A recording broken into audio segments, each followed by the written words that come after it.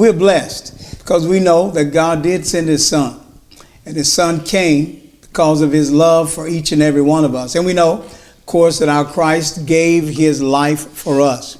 We are anticipating the second advent when the Lord comes back again. But as we talk about and think about the Advent season, it's a special time for Christmas.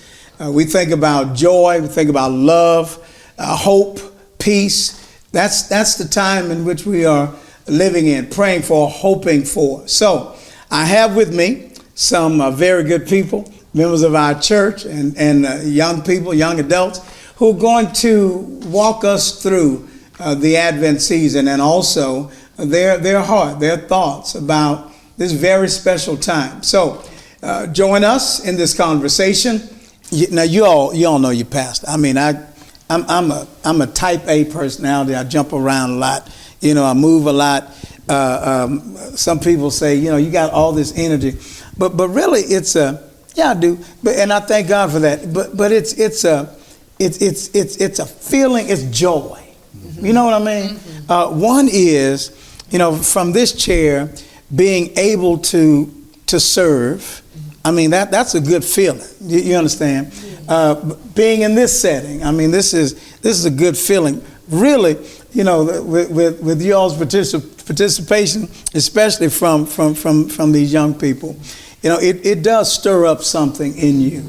The Advent season stirs up something in us. It's a joy that we have, like those shepherds when they saw that star. They knew something big was happening. God has fulfilled something. That's an awesome feeling to know and to truly understand that whatever good situation, whatever promotion at work, whatever good grade at school, whatever accomplishment, that it's not on our own merit at all. It is only by God's grace and mercy that he gives us the ability to do whatever it is that we accomplish. And so there are times when, I'll sit down and I'll think, I was like, golly, this little pigtail girl from the hood in New Orleans, and look what God has allowed you to accomplish. Look at the people that you get to talk to. Look at the faces you get to impress upon. Look at that. It's amazing to think of. I know for me, where I come from and now, just looking at and not being boastful or anything like that, just being grateful to God to think, man, he thought enough of me to bring me here. Yeah. So, well, you think about 1 Corinthians 26, and I'm paraphrasing, but it says just think about the people that God chose, not influential. That's right. Right, the lowly, the despised, the things that were not. Right, to nullify the things that are, those that were not wise, the weak.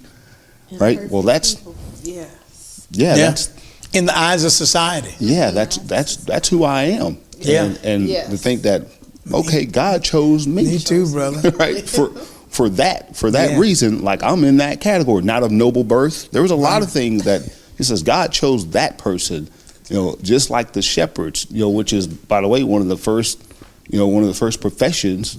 In the Bible, God chose those people.